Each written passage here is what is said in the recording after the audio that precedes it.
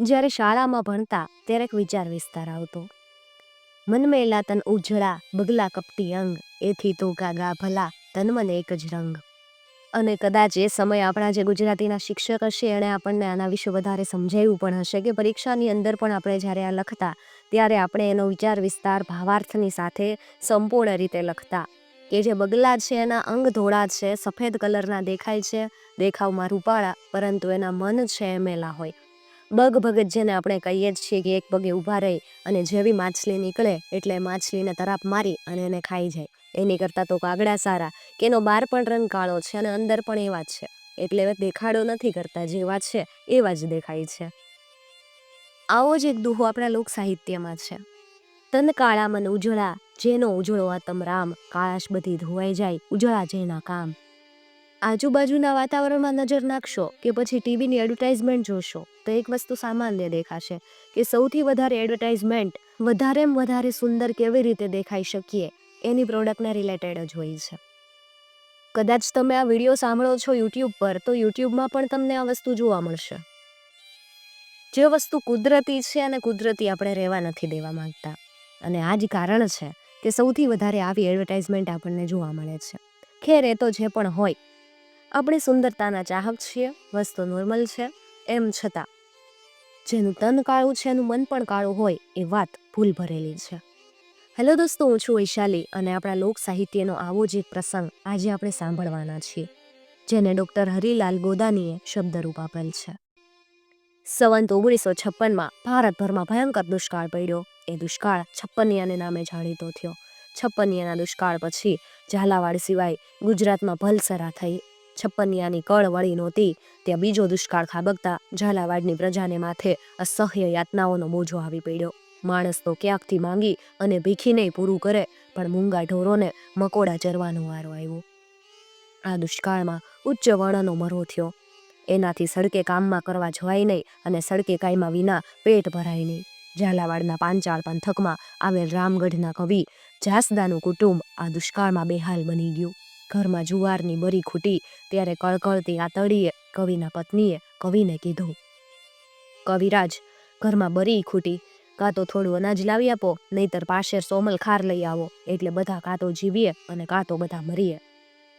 ચારેય, સોમલ ખાર તો દાણા કરતાંય મોંઘો પડે, એટલે દાણા કે સોમલ ખારનો જોગ થાય એમ નથી, બીજો કોઈ ઉપાય બતાય.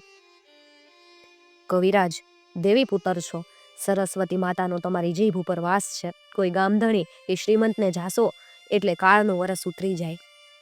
ચારેય, તારા કહેવા પહેલા હું 2-4 ગામધણીને ત્યાં જઈ આવ્યો, પણ કોઈ એ પાલી ધાન બંધાયું નહીં. કવિરાજ, ઝાલાવાડમાં દુકાળ પડ્યો, ગોહિલવાડમાં પડ્યો નહીં. ગોહિલવાડમાં જાઓ અને ત્યાં કોક કવિની કદર કરે એવા ગામધણીને જાશો. ચારેય, તારી વાત બરોબર છે, કાલ સવારે જ ગોહિલવાડ તરફ નીકળી જઈશ. અને આમ ગોહિલવાડમાં પહોંચ્યા પછી કવિ જાસદાને 2-4 ગામધણીઓને પોતાની કવિત્વ શક્તિનો પરચો બતાવ્યો, પણ અજાણ્યા કવિની કોઈએ ખાસ કદર કરી નહીં. નિરાશ થઈ અને કવિ જાસદાન પાંચાળ તરફ પાછા ફરવાનો વિચાર કરી રહ્યા હતા. એવામાં એને એક ચારણનો ભેટો થઈ ગયો. એણે કવિ જાસદાનને કીધું કે ગોહિલવાડને દખણાદે છેડે આવેલ તળાજા શહેરની ઓલી કોઈ લાકડિયા નામે ગામ આવેલ છે અને એ ગામનો ગામધણી કવિની કદર કરે એવો છે. ચારણની વાત માથે ચડાવી અને કવિ જાસદાન લાકડિયા તરફ જોવા નીકળ્યા. એના પગ ચાલીને સૂણીને થાંભલા જેવા થઈ ગયા હતા, પણ ગળે એનું કુટુંબ વળી ગયું હતું, એટલે કવિ ધીરે હાલતો લાકડિયાની સીમ સુધી પૂગી ગયો. 2 દિવસથી અનાજનો દાણો ભાડ્યો નહોતો. એણે લાકડિયાની સીમમાં વહેતો સજીવન વોકળો જોયો. વોકળાને કાંઠે વીરડો ગાળી અને કવિ પાણીથી પેટ ભરવા બેઠો. એવામાં એની નજર વોકળાની હેઠવાસ નાતા એક કુરૂપ આદમી ઉપર પડી. એણે ઘણા કુરૂપ જોયા હતા, પણ આ આદમીની કુરૂપતાએ તો આડો આંખ વાળ્યો હતો. કોઈ માણસની કુરૂપતા ઉપર હસવું એ સમજુ માણસ માટે યોગ્ય ન ગણાય, પણ પેલા કુરૂપ માણસ તરફ નજર કરતા જ કવિને હસવું આવી ગયું. કુરૂપ આદમી પોતાને હસતા ન જોઈ જાય એના માટે કવિએ પોતાનું મોઢું આડું ફેરવ્યું અને વીરડાનું પાણી પીવા માંડ્યું. પાણી પીતા પીતાય અને પેલા કુરૂપ માનવીની કુરૂપતા જોવાનું એને મન થઈ ગયું. યુવાન લોહી કુતૂહલ પ્રિય હોય, એટલે કવિ જાસદાને પેલા કુરૂપ માણસ તરફ કુતૂહલને ખાતર બીજી વખત નજર નાખી અને તેને જોતા જ કવિને ફરીવાર હસવું આવી ગયું. હસવું ખાળવા કવિએ આડું જોયું.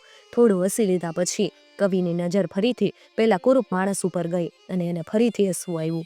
આમ 4-5 વખત બન્યું. નદીમાં નાતો માણસ કુરૂપ હતો, પણ સાથોસાથ બુદ્ધિમાન હતો. એ માણસ કવિની હિલચાલ જોઈ રહ્યો. કવિએ 5મી વાર કુરૂપ માણસ તરફ નજર નાખી એટલે એણે કીધું કે જુવાન, દેવી પુત્ર દેખાવ છો. કવિને આશ્ચર્ય થયું. એણે પેલા માનવીને કીધું કે ભાઈ, હું કવિ છું એમ આપે ક્યાંથી જાણ્યું? કવિરાજ, માણસનો પહેરવેશ, વર્તન, આચરણ અને વાણીના અભ્યાસથી માણસની પરખ કરી શકે. ભાઈ, આપની વાત સાચી હશે. આપે મારી આમે શા ઉપરથી એવું અનુમાન કર્યું કે હું કવિ છું? કવિરાજ, તમને મારું કુરૂપ શરીર જોઈને હસવું આવ્યું. મારી કુરૂપતા તરફ જોઈ હસવું આવતા મને ખોટું ન લાગે એના માટે તમે મોઢું આડું ફેરવી લીધું અને પછી હૈસા. આમ તમે 4-5 વખત કર્યું. એ વાત ઉપરથી મને લાગ્યું કે જુવાનીનો તાપ જીરવી, કુતૂહલને કાબૂમાં રાખી, બીજાને ખોટું ન લાગે એવું વર્તન કવિ સિવાય બીજું કોઈ ન કરી શકે. ભાઈ, તમારું અનુમાન સાચું છે. મારા વર્તન બદલ હું દુઃખી છું. તમારે મોએ વિદ્વતા ભર્યા વચનો સાંભળ્યા પછી હું તમારી માફી માંગુ છું. દેવી પુત્ર, તમારે મારી માફી માંગવાની જરાય જરૂર નથી. મારું ચીબું નાક, ભૈરવ જેવી આંખો, વાહામાં મોટી ખૂંધ, ચાપલા પગ, એકલહાટા વાણિયા જેવી ફાંદ અને બીધાને ટપી જાય ને એવો મારો કાળો વાન જોઈ મારા ઈષ્ટ મિત્રોને તો હું, પણ ક્યારેક ક્યારેક મારા ઘરવાળાને હસવું આવી જાય.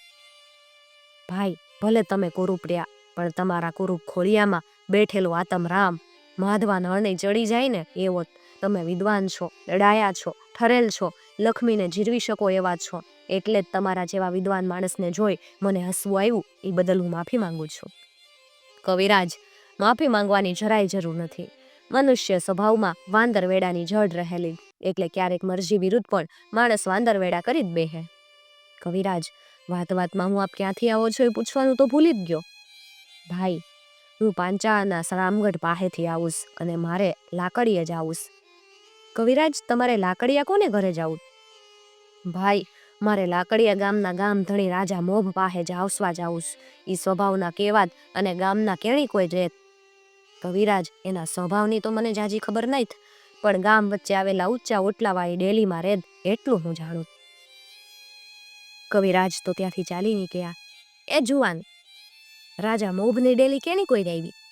ભાઈ, હામી દેખાય જ ને, ઈ રાજા મોભની ડેલી. પધારો પધારો, આ બાજુ હાલ્યા આવો. આજ રાજા મોભની ડેલી. આપને કોનું કામ છે?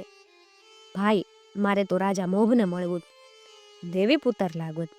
હા ભાઈ, એમ જ છે. કવિરાજ, તમે હામી મેળીએ ઉતારો કરો, હાથ પગ ધોઈને થોડોક આરામ કરો. એટલી વારમાં રોટલા તૈયાર થઈ જાહે. જેમાં પછી એકાદ પોર પડખા ઢાળો કરશો ત્યાં રોંઢો થઈ જાહે. રોંઢાના ડાયરામાં આપને રાજા મોભ મળશે. હમણાં તો ઈ બહાર ગયા.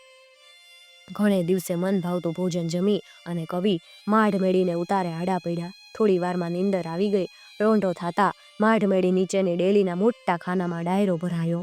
ખાસદારે કવિને જંગાડ્યા. હાથ મોં ધોઈ અને કવિ હુખાવડા થઈ ડાયરામાં જઈ બેઠા. થોડીક વારમાં રાજા મોભ ડાયરામાં આવી પહોંચ્યા. રાજા મોભને જોઈને કવિના ઘરાણ મરી ગયા. આજ હવારે જે કુરૂપ આદમીને જોઈ અને કવિને હસવું આવ્યું, ઈ જ આદમી રાજા મોભ હતા. ઘડીભર કવિને ડાયરામાંથી ભાગી જવાનું મન થઈ ગયું, પણ આંખો નીચી ઢાળી અને કવિ મન ઉપર કાબુ મેળવી અને ડાયરામાં બેસી રહ્યા. કાવા કહુંબા થયા અને પછી રાજા મોભે કવિને કોઈ કવિતા ગાવાનું કીધું. બહુ બહુ બહુ વિચાર કરી અને કવિએ એક દુહો ઉપાડ્યો. પગમાં રાઠોડી મોજડી અને ગળે એકાવળ હાર, રાજા તુને નિરખ્યો બીજો કુબેર અવતાર. દુહો સાંભળીને રાજા મોભે કીધું કે કવિરાજ, કુબેર કુરૂપ હતો એ વાત તો કોક જ જાણેલ છે, એટલે આ ડાયરામાં બેઠેલા સૌ મારી કુરૂપતાના વખાણ સાંભળી શકે એવો દુહો બોલો. કવિ ઘડીભર વિચારમાં પડી ગયા. રાજા મોભ વિદ્વાન હતો, વિદ્વાનને છેતરી શકાય એમ હતું નહીં, એટલે કવિએ રાજા મોભના કુરૂપ શરીરના વખાણનો દુહો ઉપાડ્યો. કાળા નગરના નીપજે કાળાની ખાયડ્યું નોય, પણ કાળા કર્મે નીપજે જો પાપ પ્રભાવ ના હોય. કવિનો દુહો સાંભળીને અને ગોઠણભર થઈ અને રાજા મોભે કવિને બિરદાવ્યા. કવિએ બીજો દુહો ઉપાડ્યો. કાળા જોયા કોયલા અને કાળી જોઈ કોલ, પણ કાળાઈમાં ઈથી વજો અરે કાળા તારો મોલ. રાજા મોભે કવિને ફરીથી ભલકાયા એટલે કવિએ ચોથો દુહો ઉપાડ્યો. કુરૂપ જાળ્યો કુંભને ને જાણી કુબજા નાર, પણ ઈથી કુરૂપ આઈમાં અરે રાજો વધે 10 વાર. ચોથો દુહો પૂરો થાતામાં તો ડાયરામાંથી 5-7 જુવાનો ઊભા થઈ ગયા અને કવિને કીધું, કવિરાજ, હવે બસ કરો.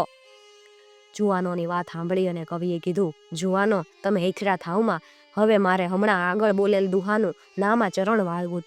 તન કાળા મન ઉજળા અને જેનો ઉજળો આતમ રામ, કાળાશ બધી ધોવાઈ જાય અને ઉજળા જેના કામ. કવિનો નામ ચરણવાળો દુહો સાંભળીને આખો ડાયરો આનંદમાં આવી ગયો અને કવિએ ગાયું, નરને અણહારે ઓળખીએ અરે નારીને ઓળખીએ હાલ, કવિ બોલ્ય પરખીએ અરે માઢુને પરખીએ વાલ. કવિનો છેલ્લો દુહો સાંભળ્યા પછી ખુશ થયેલ રાજા મોભે કવિને 1 ગાડું બાજરો અને 101 રૂપિયા રોકડા રાણી છાપ ગણી આપ્યા. આવી વાતો આપણી આ ધરામાં સચવાઈને પડેલી છે. બસ જરૂર છે ને ફંફોડવાની અને લુપ્ત ન થઈ જાય એ પહેલાં એને સાચવી લેવાની.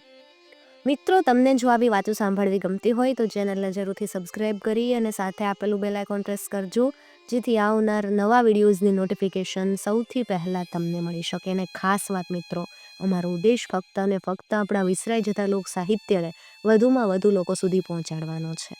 કોઈ ધર્મ સંપ્રદાય કે જ્ઞાતિ જાતિને ઠેસ પહોંચાડવાનો કે એનો પ્રચાર પ્રસાર કરવાનો અમારો કોઈ ઈરાદો નથી.